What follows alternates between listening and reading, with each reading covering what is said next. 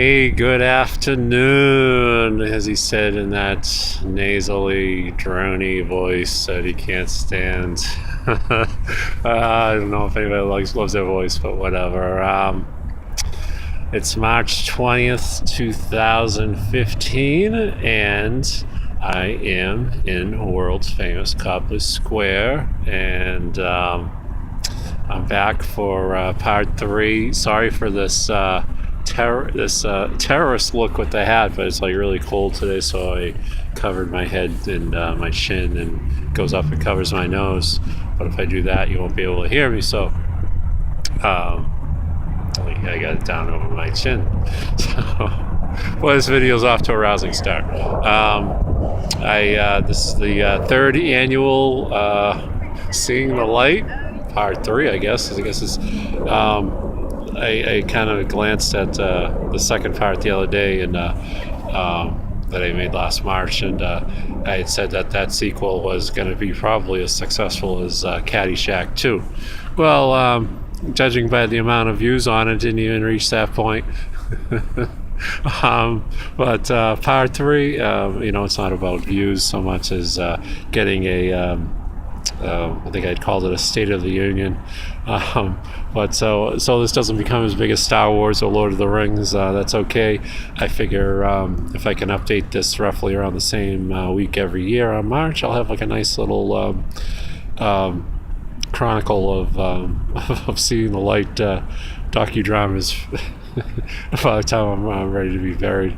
But so indeed, this is part three, and a lot's happened the past year. I was walking down Boylston Street, and of course last year was the all the craziness with the tragedy with the bomber and whatnot. And actually that was 2 years ago, but anyway, just a lot of craziness has happened here, and also great celebrations with the Bruins and the Celtics championships of the Red Sox as well, and just an embarrassment of riches. And so many parades come through here. Across the street, of course, is the library, and I was thinking as I was walking down here of all the everybody that was passing has a story that a complex story, I'm sure, and all we see of most people, we see them for a second, we don't even remember their faces or really anything. We don't know anything about them. So like I do these things so that these videos, so in the future down the road, that people will be able to get a taste of the essence that is me, that is moi. But anyway, I was coming from the this Fitbit study that I would take a part in at Mass General, and I owe them a lot because they kind of got me on the path of the path of wellness. I think last year I had mentioned in the video how I'd kind of ballooned a little in the past year from part one, and boy, was that the truth.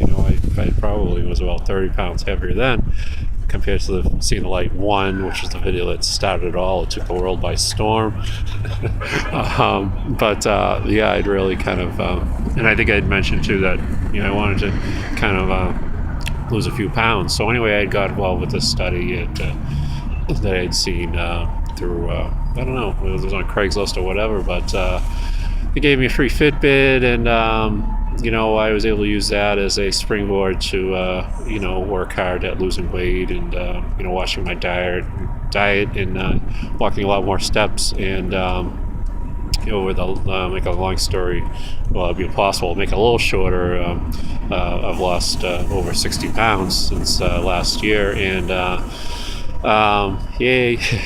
And this outfit, this hat's really weird, but anyway, I've lost the 60 pounds, a little over that, and also just feel a lot healthier and a little more bounce in my step. But and then today, so like I'm getting paid for all these things I'm doing with them, and quite well, I might add. And I'm, through the grace of God, that I'm even around to do all this stuff. It's just nothing short of a miracle, in my humble opinion, because the miracle had to start with me, and realizing that the path I was going down, over 4 years ago, was just a path of just awful slow death and destruction. And just so grateful I somehow got through that. It was just an awful way to live. And I think I mentioned a lot of times in the past how a lot of people will say, like, through the grace of God, so don't go I, or however it goes. And through the grace of God, he had me see that I had to live through that firsthand, and through the grace of God as well, that I got through it, and that I can also have the perspective of being able to relate to people who have reached, the quote unquote rock bottom. Because not only was I at the bottom, I was probably 50 floors below bottom, just looking up and hoping I could reach bottom. I look across the street at the Hancock Tower. You can see that. I feel like you see that up there. I feel like that. I am just at the base right now, and that I climbed 50 floors just to get to the base, and that's where I'm looking at right now. That I'm at sea level, and I look up, and that's where I want to go, and I want to keep going and going and going. So and I feel that that nothing can stop me, because the fact that I had been where I was at, that there'll be nothing ever that can even compare to how I was feeling day after day. And it's just the faith that I had that once I had reached that point, that I could just get through. If I could get through that, I could get through anything, and just keep every day looking ahead, and just keep have a positive outlook, and look at life with much more of a glass half full mentality. Because it is such a short time that we are here on this planet, and if you stop kind of feeling that the world is out to get you, and that you're living through kind of like a fishbowl, that I think I was kind of had the blinders on, almost like this hat. I couldn't see out of my peripheral. And then once I started kind of, realizing that I had a lot to live for, and I think I have a lot to offer. And, it was a slow process. I mean, it wasn't like something that happened overnight.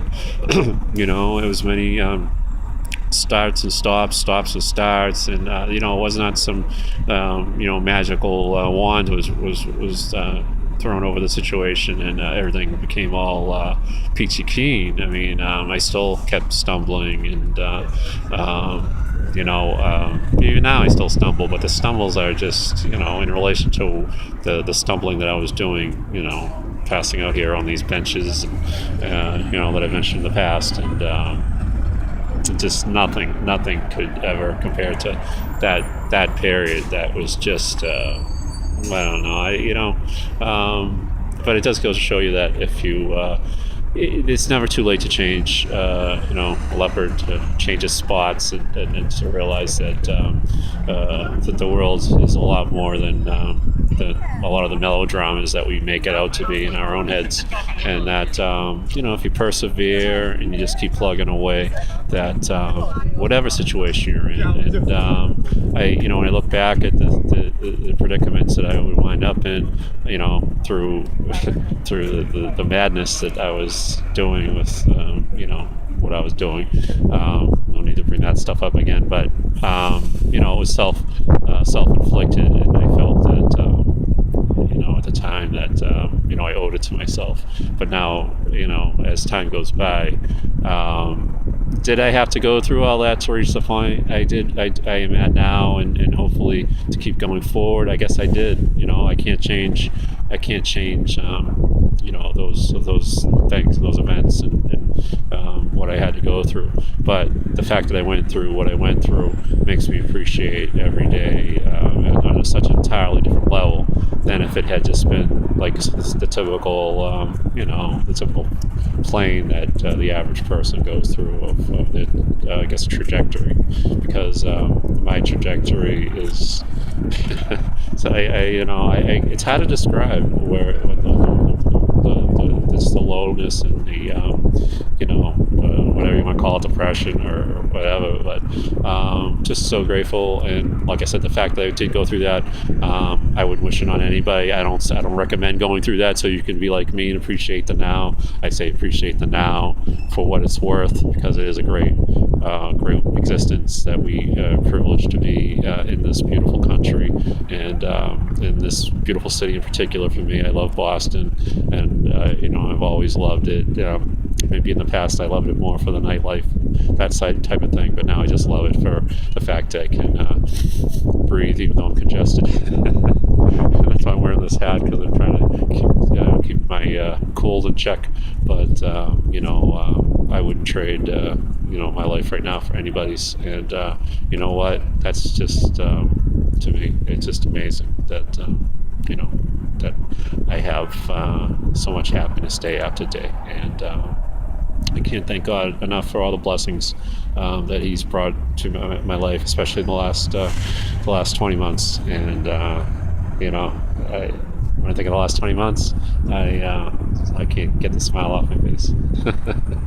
So on that note, I'm gonna wrap this up. I don't know how many minutes I'm up to here, but I hope it'll get loaded. I remember that first video, I was just gonna delete it, but that everybody seemed to enjoy that one. And about 853 videos later, the excitement level of my videos has gotten less and less. But I don't care. It's a good documentation of where my life is at each time I do one of these things. And if I ever lose my voice at some point, I'll be able to go back and watch this whole craziness play out chronologically, I guess.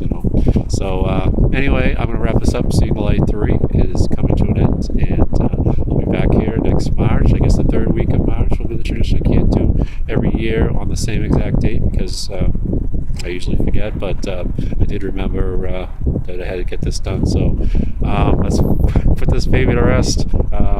As usual, adios, and hey, you can go see the light too. All it takes is faith. Adios.